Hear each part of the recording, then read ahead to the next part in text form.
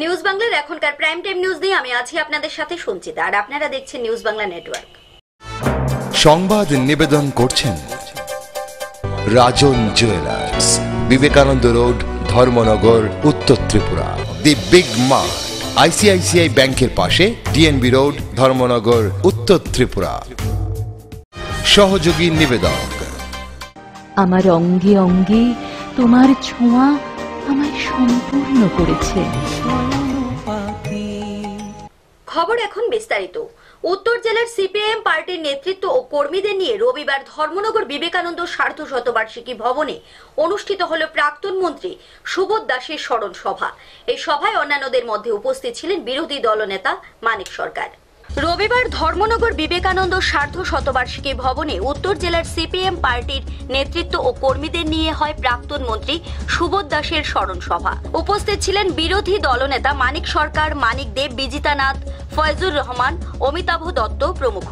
এই স্মরণ সভায় প্রাক্তন মন্ত্রী সুবোধ দাসকে পার্টির পক্ষ থেকে স্মরণ করা হলেও পার্টির কর্মকর্তাদের মাঠে নেমে কাজ করার পরামর্শ দিলেন বিরোধী দলনেতা।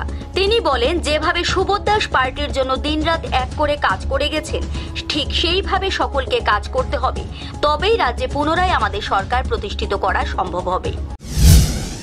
শ্রেণী বিভক্ত সমাজে শোষকদের স্বার্থের প্রতিভূ যারা যারা কেন্দ্র এবং রাজ্যের ক্ষমতা নিয়ন্ত্রণ করে, তাদের মুখোমুখি, তাদের স্বার্থের প্রহরী যারা, তাদের মুখোমুখি দাঁড়িয়ে, এটা সহজ কথা না। সম্পূর্ণ অন্য মেরুতে দাঁড়িয়ে, শোষিত মানুষের পক্ষে দাঁড়িয়ে, এটা কিন্তু সহজ কথা না।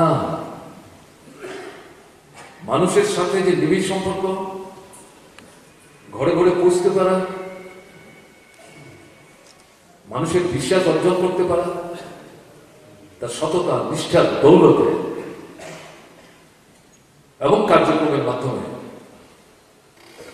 যদি এই ভিত্তিটা প্রসারিত করা সম্ভব না হতো, তাহলে কিন্তু পরপর এই 8 বারের নির্বাচনে জয়ী হওয়া কঠিন ছিল না, সহজ ছিল, সহজ হতো। এবারকারও যে নির্বাচন হলো, নানা বিভ্রান্তির চূড়াবালিতে অনেক ক্ষেত্রে আমাদের পরাজয় ঘটেছে। এই আসন থেকে খুব কম ভোটের ব্যবধানে কিন্তু, যদিও সুবোধ দাস প্রার্থী ছিলেন না, অসুস্থ শরীর নিয়েও সেখানে 2-4টা সবাই যাওয়ার চেষ্টা করেছে। আমার এখনো মনে আছে, সকালবেলায় ওখানকার যে গড়ে ওঠা মোটর স্ট্যান্ড, কাঞ্চনপুর থেকে এসে আমি সকালবেলা 8 ঘন্টা 45 মিনিট কথা বলার সুযোগ নিয়েছিলাম। সেই সভায় তিনি ছিলেন, 2-4 কথা বলেছিলেন। ধর্মনগর প্রতিনিধি রিপোর্ট, নিউজ বাংলা। রবিবার পঞ্চায়েত ডিপার্টমেন্টাল এমপ্লয়িজ অ্যাসোসিয়েশনের উদ্যোগে আগরতলা টাউন হলে অনুষ্ঠিত হয় প্রথম দ্বিবার্ষিক সম্মেলন। এই সম্মেলনে প্রধান বক্তা হিসেবে উপস্থিত ছিলেন উপমুখ্যমন্ত্রী জিষ্ণু দেববর্মন। পঞ্চায়েত দপ্তরের কাজ অফিসে বসে হয় না, মানুষের মধ্যে থেকে করতে হয়।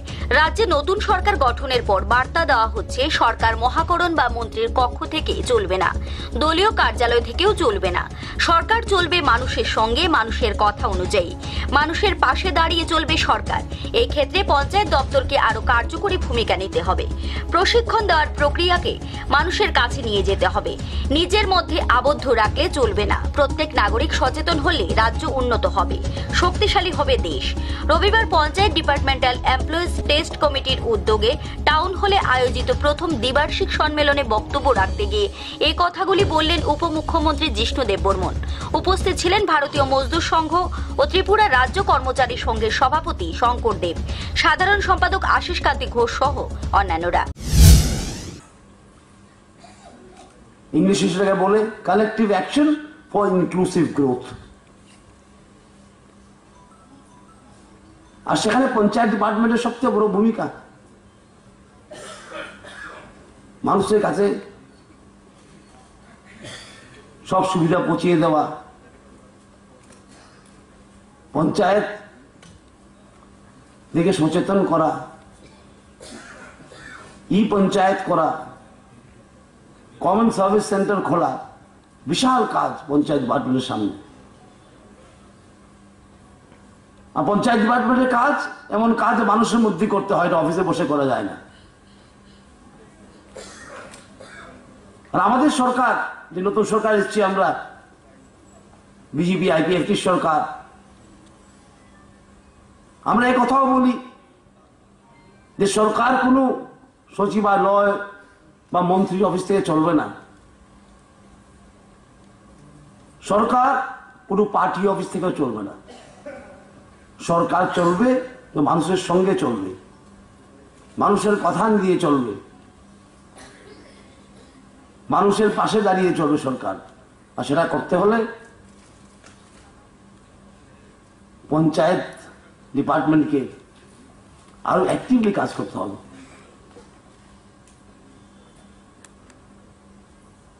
এবং বিভিন্ন সময় ট্রেনিং হচ্ছে পঞ্চায়েত ডিপার্টমেন্টে, আশা করি আপনারা যাচ্ছেন ট্রেনিংয়ে। অনেক সময় কি হয়, ট্রেনিংয়ে রেখে দেয় মানুষ, যেখানে ট্রেনিং হয় সেখানে ট্রেনিংটা রেখে আসে। যা ট্রেনিং হচ্ছে সেই ট্রেনিং যেমন গ্রামে গঞ্জে যায়। পঞ্চায়েতের কাজ হলো মানুষকে সচেতন করা। যখন প্রত্যেক নাগরিক সচেতন হবে তখনই রাজ্য উন্নতি হবে এবং রাষ্ট্র শক্তিশালী হবে। আগরতলা প্রতিনিধি রিপোর্ট, নিউজ বাংলা। কুমারঘাট মহকুমার দেওভিলি এডিসি ভিলেজের সারথীপাড়া অঙ্গনওয়াড়ি সেন্টারে রবিবার উদ্বোধন হল ঊনকোটি জেলা ভিত্তিক IPPI এর উদ্বোধন করেন বিধায়ক ভগবান দাস। পাশাপাশি একটি স্বাস্থ্য শিবিরও করা হয়। ঊনকোটি জেলা ভিত্তিক IPPI এর উদ্বোধন হয় কুমারঘাট মহকুমার দেওভিলি এডিসি ভিলেজের সারথীপাড়া অঙ্গনওয়াড়ি সেন্টারে। উদ্বোধক হিসেবে উপস্থিত ছিলেন পাবিয়াছড়ার বিধায়ক ভগবান দাস। এছাড়াও উপস্থিত ছিলেন ঊনকোটি জেলা শাসক রবীন্দ্র রিয়াং, জেলা স্বাস্থ্য আধিকারিক শরদিন্দু রিয়াং, জেলা টিকাকরণ আধিকারিক শঙ্খশুভ্র দেবনাথ, দেওভিলি এডিসি ভিলেজের চেয়ারম্যান সাধনমণি জমাতিয়া সহ অন্যান্যরা। জেলা স্বাস্থ্য ও পরিবার কল্যাণ দপ্তরের উদ্যোগে উপজাতি অধ্যুষিত প্রত্যন্ত সারথীপাড়া এলাকাকে উদ্বোধনী অনুষ্ঠানের জন্য বেছে নেওয়া হয়, কারণ এসব প্রত্যন্ত এলাকায় এখনো সঠিকভাবে টিকাকরণ ও স্বাস্থ্য বিষয়ক সচেতনতার অভাব রয়েছে। তাছাড়াও কুসংস্কার ও অন্ধবিশ্বাসের ফলে এখনো অনেকেই বাচ্চাদের সঠিক সময়ে টিকাকরণ করে না, ফলে বিভিন্ন রোগের আক্রমণ ঘটে প্রত্যন্ত এলাকায়। পালস পোলিও ছাড়াও একটি স্বাস্থ্য শিবির করা হয় এখানে। শতাধিক লোক এই স্বাস্থ্য শিবিরে উপকৃত হন। প্রয়োজনীয় ঔষধও দেওয়া হয় শিবিরে। উদ্বোধক ভগবান দাস বলেন, সমস্ত কুসংস্কারকে দূরে ঠেলে দিয়ে সমস্ত ধরনের টিকা ও স্বাস্থ্য পরিষেবা গ্রহণ করতে হবে। বর্তমান সরকার এসব প্রত্যন্ত এলাকায় রাস্তাঘাট, পানীয় জল সহ বিভিন্ন সমস্যা সমাধানে দ্রুততার সাথে কাজ করে চলেছে। এটি আগে আমরা অনেক সময় করে দিতাম, ওই যে জ্বর হয়েছে ওইটা হচ্ছে কবিরাজ ডাকি, কবিরাজ ডাকে না, কবিরাজ টবিরাজ দিয়ে কোনো লাভ হইতো না। ঔষধ খাইতে লাগবো এবং বাচ্চাদের সুস্থ রাখতে গেলে, তার স্বাস্থ্য ঠিক রাখতে গেলে ছোটবেলা থেকেই তার এই ধরনের সরকারিভাবে যতগুলা টিকা যা আছে সবকিছু নিতে লাগবে, তখন এই সুস্থ থাকবে। আমরা অনেক সময় দেখি হসপিটালে দৌড়ঝাঁপ শুরু হয়, একদম অন্তিম সময়ে হসপিটালে যাওয়া হয় চিকিৎসার লেগিয়া। তো এমন সময় এখানে যাওয়া হয় যে মানে মুশকিল হয়ে যায় বাঁচানো। প্রত্যেক বছর আমাদের পাহাড় অঞ্চলে ম্যালেরিয়া, ডায়রিয়ায়, আন্ত্রিকে অনেক শিশুরা মারা যায়, অনেক বাচ্চা মারা যায়। আমরা দেখছি লংত্রায়, আঠারোমুড়া, বড়মুড়া বা আমরা ওই সমস্ত অঞ্চল। তো এর লেগে যে আমরা মানুষ তো বাঁচতে লাগবো, সন্তান শিশুরারে বাঁচাইতে লাগবো। বাঁচাইতে গেলে অবশ্যই সবাই পোলিও নিতে লাগবো, প্রত্যেকটা বাচ্চা পোলিও নিতে লাগবো নিজের সুস্থতার লাগিয়া। এটা একটা বিষয়, আমরা যাতে এই ভুল না করি, এই ভুল যাতে আমরা কোনোদিন না করি, যে আমরা বাচ্চারা যাতে পোলিও টিকা যাতে বিরত না রাখে, সবাই পোলিও খাওয়াইতে লাগবো। ঠিক আছে তো? অনেক কিছু তুই নিফয়ং দङ আবো তুই হামিয়ানুকে জীবাণু ভাইরাস আবো চিনিমসি মুসাwo হাকে আমপলে লুমপলুমনাই মাখিনাই ক্লনাই ইনকে তাবো পোলিও হিম আবো পোলিও রোগ ফমাইমাইও।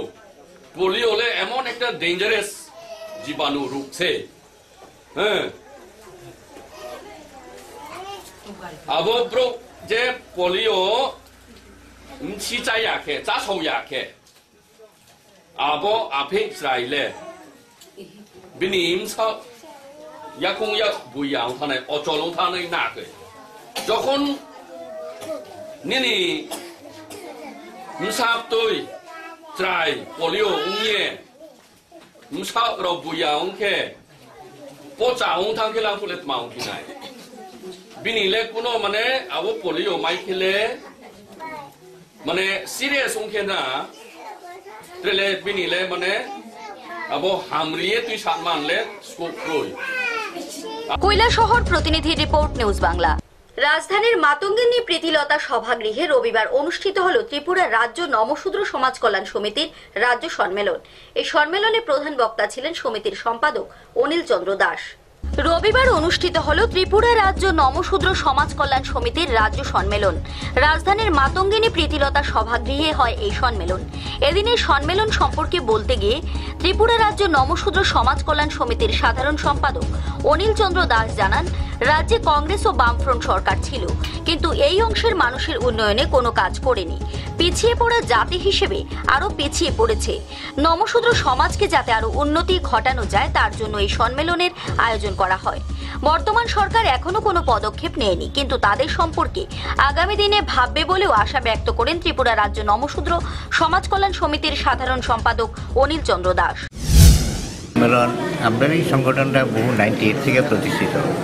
কাজে এই সম্মেলন আমাদের এই যে ডাউন টু ডেন লোক তারা যে আপলিফ্ট করার জন্য ভারতবর্ষের স্বাধীনতার পর থেকে 70 বছর পর থেকেই আমরা নিচের দিকে যাচ্ছি, উপরের দিকে ওঠার কোনো সম্ভাবনা নেই। ভারতবর্ষে মানে ত্রিপুরা রাজ্যে বহু সরকার, কংগ্রেস সরকার, জোট সরকার, বামফ্রন্ট সরকার গেছে, তার মধ্যে আমাদের কোনো রকমের উন্নতি হয় না। আমরা পিছিয়ে পড়া জাতি, এই যে আস্তে আস্তে আরও পিছিয়ে পড়তেছি। কাজেই আমরা সমাজকে আরও যাতে উন্নতি করা যায়, এই জন্যই আমরা এই সম্মেলন এবং আন্দোলন। বর্তমান যে সরকারটা রয়েছে কি বলবেন? এই সরকার আমাদের তো এখনও এই সরকারের কোনো রকমের অগ্রগতি দেখতে পাচ্ছি না আমরা, কারণ আমাদের সমিতির মানে শিডিউল কাস্টের কোনো মন্ত্রীই নেই এখন মন্ত্রী পরিষদে। তারপর কি আশা করতে পারছি? আশা আমরা তো 1 বছর হয়ে গেল, কোনো আশাই করতে পারি না আমরা যে নমশূদ্র সমাজ বা অন্যান্য তফসিল অংশের মানুষের একটা আশা আকাঙ্ক্ষা ছিল, একটা মন্ত্রী থাকলে আমরা যে আলো আন্দোলন করতে পারি বা তার সাথে দাবি জানাতে পারি, কিন্তু এই আশাও তো আমাদের এখন নাই। এখন তারা যেভাবে চালাইতে সেভাবে চলছে, কারণ বিভিন্ন জায়গায় দেখা যাচ্ছে আমাদের গরিব অংশের মানুষ বিভিন্ন অংশ থেকে বঞ্চিত হয়ে যাচ্ছে। লেখাপড়া, স্বাস্থ্য, সব দিক দিয়ে আমরা বঞ্চিত হয়ে যাচ্ছি। কিসের উদ্দেশ্যে আজকে এই সম্মেলন? এই সম্মেলন আমাদের বিভিন্ন দাবি দেওয়া নিয়ে মন্ত্রী পরিষদের কাছে যে আমাদের যে বিভিন্ন অংশের মানুষ, এই খেটে খাওয়া মানুষ, তাদের দিন দিন রোজগারও বন্ধ হয়ে যাচ্ছে, বিভিন্ন রকম হচ্ছে, এই সমস্ত বিষয়ে আমাদের এই আন্দোলন করেছি, সম্মেলন করছি। আগরতলা প্রতিনিধি রিপোর্ট নিউজ বাংলা। সারা দেশের সাথে রবিবার রাজ্যেও পালিত হলো পালস পোলিও টিকাকরণ কর্মসূচি।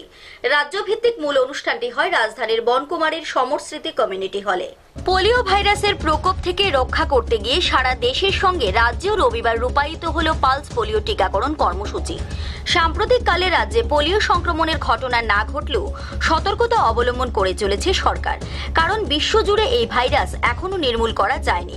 তাই পোলিও রোগ নির্মূল করার লক্ষ্যে পালস পোলিও বুথে জন্মের পর থেকে 5 বছর বয়স পর্যন্ত যতবার পালস পোলিও টিকাকরণ কর্মসূচি হবে ততবারই সমস্ত শিশুদের পোলিও ডোজ খাওয়ানো সুনিশ্চিত করতে আহ্বান জানানো হয়েছে। তারই অঙ্গ হিসেবে এদিন রাজ্যের বিভিন্ন প্রান্তে পালস পোলিও টিকাকরণ অনুষ্ঠিত হয়। রাজ্যভিত্তিক ও জেলাভিত্তিক মূল অনুষ্ঠানটি হয় রাজধানীর বনকুমারীর সমর স্মৃতি কমিউনিটি হলে। এই টিকাকরণ কর্মসূচির উদ্বোধন করেন স্বাস্থ্য ও পরিবার কল্যাণ দপ্তরের সচিব সমরজিৎ ভৌমিক। উপস্থিত ছিলেন NHM এর মিশন অধিকর্তা ডক্টর শৈলেন কুমার যাদব সহ অন্যান্যরা। 1 ড্রপ পোলিও ডোজ খাইয়ে দেওয়া হয় শিশুদের। হাসপাতালে গিয়ে চিকিৎসা, হাসপাতালে গিয়ে মায়ের প্রসব করা, প্রসব হলে পরে বাচ্চাদের এই ইঞ্জেকশন এবং অরাল ডোজ যেটা বললাম, এই পোলিওমাইলাইটিস, ওদের যে জিনিসটা একটা নাম বলে ওদের মেডিকেল ভাষায়, এটার প্রতিরোধমূলক ব্যবস্থার জন্য এটা আমাদের হাসপাতালের কাজটা আমাদেরকে করতে হবে। এই কয়েকটা কথা আপনাদেরকে আমি বললাম। তার বাইরে আমাদের এই যে রুটিন ইমিউনাইজেশন প্রোগ্রামে প্রায় 8টা টিকার ব্যবস্থা আছে, 8 ধরনের। বাচ্চাদেরকে অবশ্যই এই টিকাকরণ বাচ্চাদেরকে করতে হবে, তাদের শরীরের মধ্যে যাতে কোনো রোগ প্রবেশ না করে, প্রতিরোধ ক্ষমতা যাতে তাদের বাড়ে, এই জন্য এই কাজগুলো করতে হবে। এই জন্যে আমাদের যারা আশা ওয়ার্কার্স, যারা অঙ্গনারী ওয়ার্কার্স, মায়েরা, ডক্টরস, আমাদের একেবারে পিএসসি সিএসসি পর্যন্ত তাদের একটা খুব বড় ভূমিকা রয়ে গেছে। তার সাথে সাথে যারা জনপ্রতিনিধি যারা আছেন এবং সার্বিকভাবে জনসাধারণ এবং তাদেরকে সচেতন করার জন্য যে সমস্ত কর্মসূচি পালন করছেন বিভিন্ন স্তরের কর্মচারীরা, বিভিন্ন দপ্তরের কর্মচারীরা, তাদের খুব বড় ভূমিকা রয়ে গেছে এবং সবার একটা কনসার্টেড এফোর্ট মাধ্যমে সবাই মিলে একটা টিম ওয়ার্ক যদি আমরা করি তাহলে এই গো মুক্তি ঘটনা। আগরতলা প্রতিনিধি রিপোর্ট, নিউজ বাংলা। সময় হয়ে গেল একটি বিজ্ঞাপন বিরতির। ফিরে আসছি বিরতির পর, সঙ্গে থাকুন। শ্রেষ্ঠ ভারতের আদলে শ্রেষ্ঠ ত্রিপুরা গড়তে ত্রিপুরার পরিবর্তিত সরকার নতুন দৃষ্টিভঙ্গি গ্রহণ করে এক ইতিবাচক ভূমিকা পালন করেছে। রাজ্যের কৃষকদের আয় দ্বিগুণ করে আর্থিক নিরাপত্তা দিতে সহায়ক মূল্যে সরাসরি কৃষকদের থেকে ধান ক্রয় করা হচ্ছে। সবার ঘরে ঘরে বিনামূল্যে বিশুদ্ধ পানীয় জল পৌঁছে দেওয়ার লক্ষ্যে অটল জলধারা যোজনায় অটল জলধারা মিশন, অটল জলধারা রাজ্য সরকার, সম্পূর্ণ রাজ্য সরকার স্কিম এবং রাজ্যে রেশনিং ব্যবস্থার ডিজিটালাইজেশন পদ্ধতি চালু করে ডাল এবং শস্য বিতরণে এক অনন্য ভূমিকা পালন করেছে। নেশামুক্ত ত্রিপুরা গড়তে অঙ্গীকারবদ্ধ এই সরকার এখনো পর্যন্ত প্রায় ৬৫,০০০ কেজি গাঁজা উদ্ধার করে বাজেয়াপ্ত করতে সক্ষম হয়েছে। জনজাতিদের আর্থসামাজিক, সাংস্কৃতিক ও ভাষাগত উন্নয়নের লক্ষ্যে একটি কমিটি গঠন করে উপজাতি কল্যাণে এক গুচ্ছ পরিকল্পনা গ্রহণ করা হয়েছে। রাজ্যে ক্রীড়া ও সংস্কৃতি ক্ষেত্রে উৎসাহ যোগাতে খেলো ত্রিপুরা কর্মসূচির অন্তর্গত মুখ্যমন্ত্রী প্রতিভাশালী পুরস্কার প্রদান, আন্তর্জাতিক মানের পরিকাঠামো গড়ে তোলা সহ বিভিন্ন কর্মসূচি বাস্তবায়ন করা হচ্ছে এবং ত্রিপুরা পর্যটনের সম্ভাবনা আরও বেশি গতিশীল, উন্নত ও সুদৃঢ় করার লক্ষ্যে বিশেষ গঠনমূলক সিদ্ধান্ত গ্রহণ করা হয় এবং ইতিমধ্যেই থাইল্যান্ডের রাজকুমারী ও মার্কিন যুক্তরাষ্ট্রের রাষ্ট্রদূত সহ আমাদের মাননীয় প্রধানমন্ত্রী, মাননীয় রাষ্ট্রপতি ও উপরাষ্ট্রপতি ত্রিপুরা ভ্রমণ করেন এবং মূল্যবান অভিমত প্রকাশ করেন। आप सबको धन्यवाद देता हूं और आप सबके उज्जवल भविष्य की शुभकामना करता हूं। ত্রিপুরাবাসীদের দাবি এবং অভিযোগ প্রশাসনের কাছে সরাসরি এবং নির্দ্বিধায় পৌঁছে দেওয়ার লক্ষ্যে প্রতিনিয়ত আয়োজিত হচ্ছে জনতার দরবার। রাজ্যবাসীদের স্বনির্ভর এবং গুণগত জীবনযাত্রার মান উন্নয়নের লক্ষ্যে শিক্ষক নিয়োগে ন্যূনতম যোগ্যতায় এককালীন ছাড়ের ব্যবস্থা, ত্রিপুরা স্টেট রাইফেলসের 2টি রিজার্ভ ব্যাটালিয়নে নিয়োগ এবং নারী সুরক্ষা ও নারী শক্তি বৃদ্ধির জন্য ত্রিপুরা পুলিশে সরাসরি নিয়োগে 10% মহিলা সংরক্ষণের উদ্যোগ নেওয়া হয়েছে। 10% reservation for women in police force. আমাদের রাজ্যের প্রতিভাবান শিল্পীদের আরও বেশি সুযোগ সম্প্রসারণের লক্ষ্যে খোলা হয়েছে ললিত কলা একাডেমির আঞ্চলিক শাখা। জনগণের আর্থসামাজিক উন্নয়নে অংশগ্রহণ করে আপনিও রাজ্যের সার্বিক উন্নয়নে অংশীদার হন। এক ত্রিপুরা শ্রেষ্ঠ ত্রিপুরা, ত্রিপুরা সরকার দ্বারা জনস্বার্থে প্রচারিত। আর নয় কালো ধোঁয়া, আর নয় অস্বাস্থ্যকর পরিবেশ, কেরোসিনের মিটমিটে আলোতে আর নয় ভবিষ্যৎ গড়ার কঠিন যজ্ঞ। লাকড়ির চুল্লি থেকে মা বোনেদের মুক্তি দিতে এবং তাদের সামাজিক মর্যাদা বৃদ্ধির ক্ষেত্রে প্রধানমন্ত্রী নরেন্দ্র মোদীজি বিভিন্ন পরিকল্পনা গ্রহণ করেছেন, যার মধ্যে অন্যতম উজ্জ্বলা যোজনা এবং সৌভাগ্য যোজনা। গোটা দেশের সঙ্গে ত্রিপুরা সরকারও রাজ্যের প্রতিটি ঘরে গ্যাস সিলিন্ডার, ত্রিপুরার জন্য 100 দিন 100 টাকা এলপিজি কানেকশন গরিব মহিলাদের নামে, ও যাদের বাড়িতে বিদ্যুৎ সংযোগ নেই সৌভাগ্য যোজনা মাধ্যমে প্রতি ব্যক্তির ঘরে বিদ্যুৎ কানেকশন ফ্রি। সরকারের এই উদ্যোগে মলিন চেহারায় ফুটে উঠেছে মুক্তির হাসি। গরিবরা লাগে বালা তো কমছে ভালোছে, আমরা লাগে সুবিধা হইছে। এক ত্রিপুরা শ্রেষ্ঠ ত্রিপুরা, ত্রিপুরা সরকার কর্তৃক জনস্বার্থে প্রচারিত। ফিরে এলাম বিরতির পর। রবিবার আগরতলা প্রেস ক্লাব সংলগ্ন ত্রিপুরা স্টুডেন্ট হেলথ হোমে ত্রিপুরা রাজ্য অফারপ্রাপ্ত বেকার সংস্থার এক সভা অনুষ্ঠিত হয়। রাজ্যের বিভিন্ন প্রান্ত থেকে অফারপ্রাপ্ত বেকাররা এই সভায় অংশ নেয়। 1992-93 অর্থ বছরে শিক্ষা দপ্তরের অফারপ্রাপ্ত বেকাররা রাজ্যে সরকার পরিবর্তনের পর নতুন করে আশার আলো দেখতে শুরু করেছে। এই বেকাররা নিজেদের দাবি আদায়ের লক্ষ্যে সকলে মিলিত হয়ে ত্রিপুরা রাজ্য অফারপ্রাপ্ত বেকার সংস্থা তৈরি করে। রবিবার আগরতলা প্রেস ক্লাব সংলগ্ন ত্রিপুরা স্টুডেন্ট হেলথ হোমে ত্রিপুরা রাজ্য অফারপ্রাপ্ত বেকার সংস্থার এক সভা অনুষ্ঠিত হয়। রাজ্যের বিভিন্ন প্রান্ত থেকে এই সংস্থার সদস্যরা এদিনের সভায় অংশগ্রহণ করে। সংস্থার সভাপতি রঞ্জন ভৌমিক সংবাদ প্রতিনিধিদের মুখোমুখি হয়ে এদিনের সভার উদ্দেশ্য ও তাদের দাবি সম্পর্কে জানান। মিটিংয়ের উদ্দেশ্য হচ্ছে আমাদের একটা যে আমাদের দাবি সেটা হচ্ছে চাকুরির দাবি, চাকুরির পরিবর্তে চাকরি। 1992-93 অর্থ বছরে যে চাকরিগুলি আমাদেরকে জোর জমানার শেষে দেওয়া হয়েছিল, সেই চাকরিগুলি বামফ্রন্ট ক্ষমতায় আসার পর সেই চাকরিগুলি আমাদেরকে থেকে কেড়ে নিয়েছিল তখন অনৈতিকভাবে। এই কারণে অনৈতিকভাবে কেড়ে নিয়েছিল, হ্যাঁ, অনৈতিকভাবে এই কারণে কেড়ে নিয়েছিল যে কারণে আমরা তখন আইনের দ্বারস্থ পর্যন্ত হয়েছিলাম, কিন্তু আমাদের আর্থিক দুর্বলতার কারণে সুপ্রিম কোর্টে পর্যন্ত আমরা যেতে পারিনি। তারপর আমরা সরকার পরিবর্তন হলো, 25 বছর বাদে নতুন সরকার প্রতিষ্ঠিত হওয়ার পর আমরা এখন একটা আশাবাদী হয়েছিলাম এই কারণে যে সরকার আমাদের দিকটা আবার একটা পুনর্মূল্যায়ন করবে। যে মূল্যায়নটা করেছিল 93 সনে যখন বামফ্রন্ট ক্ষমতায় আসলো, ক্ষমতায় আসার পর 93 সনে বামফ্রন্ট সেই তাদের দেওয়া অফারগুলি আগে ওরা চাকরিগুলি দিয়েছিল। এখন নতুন সরকার প্রতিষ্ঠিত হওয়ার পর এখন ওরা চাকরির একটা গাইডলাইন তৈরি করেছে, নতুন একটা গাইডলাইন, কিন্তু সেই গাইডলাইনটা আমাদের ক্ষেত্রে আমরা বলবো প্রযোজ্য হওয়ার কথা নয়। গিয়েছিলেন যে অফারগুলি সরকারের তখন যে শিক্ষা অধিকর্তা ছিলেন সেই শিক্ষা অধিকর্তার সিগনেচারও আছে তার মধ্যে।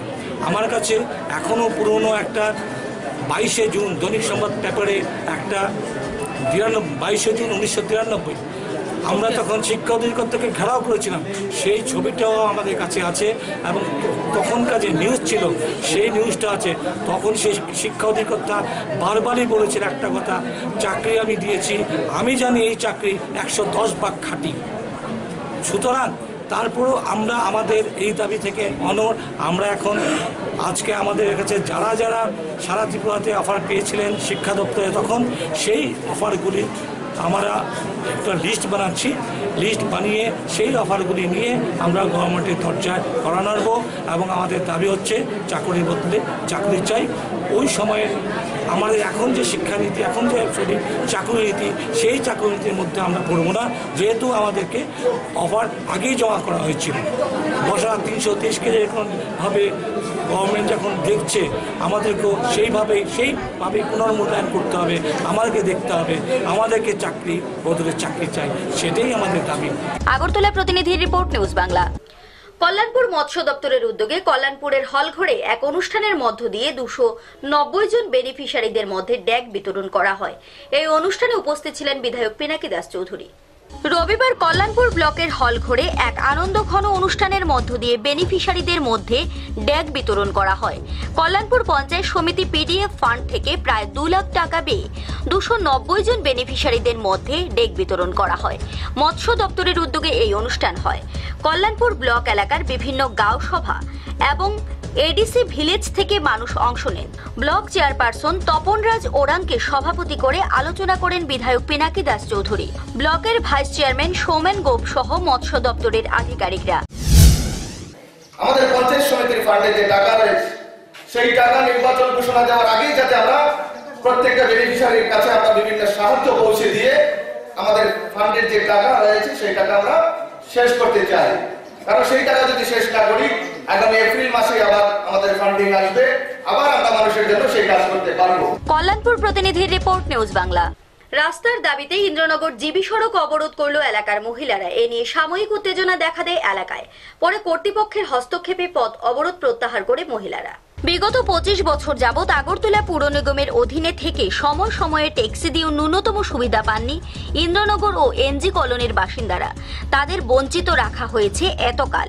অবশেষে রাস্তা করার কাজে হাত দেওয়া হয়। অভিযোগ সেই কাজ ঠিকভাবে হচ্ছে না। 12 ফুটের রাস্তা করা হচ্ছে না, নেই ড্রেনের ব্যবস্থা। এই অভিযোগ তুলে রবিবার ইন্দ্রনগর জিবি সড়ক অবরোধ করল মহিলারা। তাদের বক্তব্য, দীর্ঘদিন যাবৎ তাদের সঙ্গে প্রতারণা করা হয়েছে। এখন কাজ শুরু হলেও তাতেই কলোনির বাসিন্দারা উপকৃত হবেন না। এ বিষয়ে সুরাহা চেয়ে পথ অবরোধ করে মহিলারা।